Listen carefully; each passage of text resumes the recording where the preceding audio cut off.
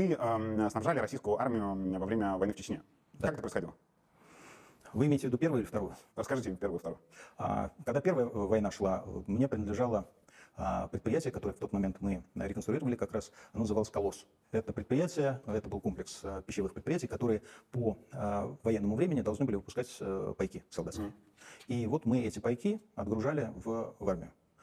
Тогда не платили вообще, но, собственно говоря, поскольку это было и не так уж много денег, мы это делали. Еще вы говорили, что потом пришлось участвовать в финансировании выкупа заложников. Глупая затея, но и отказываться как-то подло. Почему глупая? Я до сих пор некоторых замечательных людей руки им не подам, если где-то встречусь. Потому что я твердо убежден, хотя я не могу это доказать, поэтому публично не называю, что эти люди с чеченской стороны торговали заложниками. Когда они поняли, что это бизнес, когда они поняли, что на этом можно зарабатывать, они стали специально воровать людей для того, чтобы потом их продавать. Именно поэтому я считаю сегодня, что затея в принципе глупая, потому что ты выкупаешь одного, тут же создаешь рынок. Но при этом, когда к тебе приходит мама, и вот буквально на колени падает и говорит «спаси». И логика говорит одно, а трудно отказать. А какой порядок сам был, вы не помните?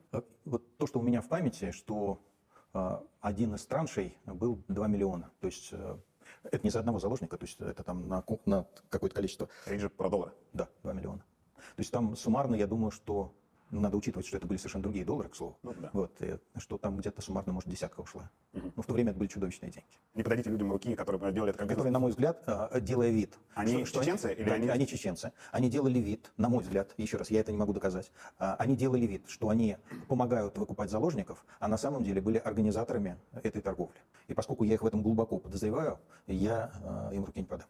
Во вторую чеченскую войну вы в том числе одевали, обували и снабжали обмундированием ОМОНовцев, которых... Во вторую чеченскую самым большим то, что мы делали, это было то, что мы обеспечивали, наверное, 50% нашей группировки горюче-смазочными материалами, поскольку наши заводы находились в этом регионе, Самарский регион. Мы снабжали армию горюче-смазочными материалами. Сразу скажу, платили, в отличие от первой чеченской, но платили так себе. Вот, то есть все время, ну, вы же понимаете, у армейских чиновников всегда есть желание сказать, ну, ты же должен это родине, поэтому мы тебе там процентов 20-30 не доплатим. Помимо этого, да, была история в Томске, когда была разнарядка, направлялись региональные ОМОНы, они направлялись в Чечню на там, патрулирование, так сказать, поддержание вот этих блокпостов, в общем, вот такие вот задачи комендантские.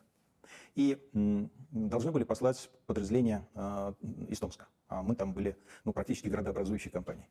И ко мне пришел тамошний руководитель, уж не помню, полиции или вот этого спецназа, говорит, мы с короткостволом туда поедем, у нас ничего нет. Ну, сами понимаете, что в Сибири особо ОМОНу делать?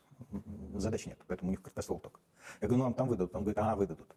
В общем, говорит, не поможешь, кранты ребятам. Вот что делать? Договорились с Институтом спецтехники МВД о том, что они из своих ресурсов поставят вооружение. Я провел через совет директоров, и я вот до сих пор вспоминаю, американские члены совета директоров были в шоке. К войне в Чечне у многих полярные отношения, и под этим видео будут те, кто захотят задать вопрос, поэтому я из комментариев его передам. Чем это отличается от спонсирования армии Российской Федерации и каких-то батальонов, что есть у каких-то российских бизнесменов сейчас на сегодняшней войне? Давайте все-таки отфиксируем ситуацию, чтобы не попадать в идиотскую позицию. Мы вообще международное право признаем или ну его нафиг? Если международное право признаем, то территория Чечни – это территория Российской Федерации, а территория Донбасса – это территория Украины. То есть ваш ответ, что эта история была про восстановление конституционного строя, а это агрессивная война с захватом территории? Одно дело – уголовно наказуемая агрессивная война против соседнего государства, и другое дело – пускай неправильно проведенная, пускай, так сказать, ошибочно исполняемая, пускай с преступлениями проводимая операция на своей территории в рамках полномочий действующей власти. Как вы относились к войне в Чечне тогда? Первый или к второй? Давайте к той другой.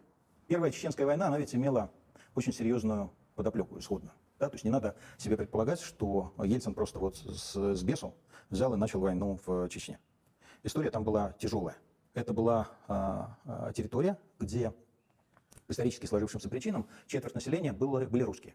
А еще где-то, я думаю, еще четверть – это люди других этнических групп. Вот в тот момент, это было начало 90-х, когда Чечня объявила о своей независимости, она оттуда стала людей нетитульной нации выпихивать. Причем выпихивали очень жестко. То есть либо ты завтра уматываешь, либо, так сказать, тебе конец. И много кого на самом деле убивали. И люди буквально были вынуждены бросать свои дома, квартиры и уезжать, что называется, ну, вот с одним узелочком, с одним чемоданом. И эта ситуация начала в какой-то момент воспламенять юг России. Ну, потому что беженцы — сотни тысяч людей, на секундочку. И поэтому, в общем, у Первой Чеченской, не так, чтобы сказать, не было никаких оснований. Другое дело, какими методами это велось. И вот опять еще один урок, который оттуда для меня навсегда. Бомбить города нельзя. Ни при каких условиях. Нельзя бомбить города. Тебе кажется, что нет других методов, кроме как силовой? Ты можешь арестовать, ты можешь убить конкретных людей, совершающих то, что ты считаешь неправильным, ты как власть. У тебя право на легитимное насилие, но при этом ты не можешь бомбить города. Потому что это не только этически плохо, это приводит к диким последствиям. И мы видим такую же ситуацию в Украине. Поэтому мое отношение к войне, к Первой Чеченской войне, было очень комплексным. То есть, с одной стороны, я понимал, что у этого есть серьезные основания, с этой точки зрения я поддерживал необходимость силовой операции. С другой стороны, естественно, вот эти вот истории с вводом туда войск и с попыткой захватить одним полком, уж тем более потом разрушение Грозного, ну это был дикий трэш, ну дикий трэш. Я был в Чечне за месяц до начала войны, я был там во время войны. Одно из предприятий, которое мы в свое время восстанавливали, перезапускали, был Курганмашзавод. Это предприятие, которое производило БМП. И там было два типа БМП. БМП-2, БМП-3. И вот тогда от нас потребовали поставки БМП. И мы знали, что драться предстоит в горах, и мы им предлагали БМП-2. Меня вызвали к Ельцину. На меня наезжал Грачев. Почему вы не даете современное БМП? БМП-3. А у него угол возвышения пушки для гор не годящийся. Я пытался это объяснить, мне не удалось. Это вот был тот случай, когда мне не удалось. Но и в результате пожгли, много пожгли. Так что у меня было очень комплексное отношение к этой войне. Когда вы помогали снабжением, там, деньгами, чем-то еще армии, вы уже знали, что в самой Чечне эта армия творит преступления? И если да, а в целом, учитывая, как освещалась эта война, это довольно широко было известно, то что вы при этом испытывали? Было ли у вас противоречие? На самом деле, то, что вот сейчас стало выплывать, то есть спустя там десятилетия, это даже больше, чем было тогда. Но того, что выплывало тогда, было уже достаточно для того, чтобы понимать, что это сильно плохо. Ну вот о чем вы думали, когда понимали, да, что тот автомат, которым вы снарядите ОМОН самарский, он может быть направлен не только там, на преступников, бандитов, кого-то еще? Не самарский, томский, да. Ну, Томский, прошу прощения, да. Ну, во-первых, я верил в тех ребят, которые туда шли. Вот в этих ребят я верил. Это вот. Во-вторых, это вот опять психологические проблемы, с которой очень трудно что-то сделать. Ну, они-то наши. Я прекрасно понимаю, так сказать, все, что вы можете сказать, и все, что я сам себе сегодня могу сказать на эту тему. Но я не знаю, где вы воспитывались, но я воспитывался на улице. Вот Мазутка, такой достаточно своеобразный район Москвы, и там было очень точное понимание, вот наши и не наши. Да? И это вот в голову зашло насмерть. И я вот, может быть, только после тюрьмы уже стал понимать, что наши бывают не нашими. А до этого вот это вот прям вот раздел. Вот здесь наши, вот здесь не наши.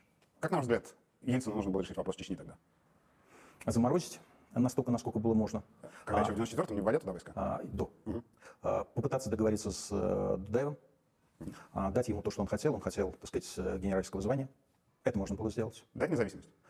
Независимость нет. В тот момент это было невозможно. Потому что в случае независимости то русское население, которое там оставалось, это была жопа. Да и для части чеченского населения тоже. В тот момент можно было договориться с Дудаевым о замораживании вопроса. Да, за это пришлось бы расплатиться деньгами. Да, возможно, пришлось бы провести силовые операции против некого количества полевых командиров, которые в этой ситуации из-под Дудаева старались выскочить. Но можно было решить вопрос без бомбежек городов.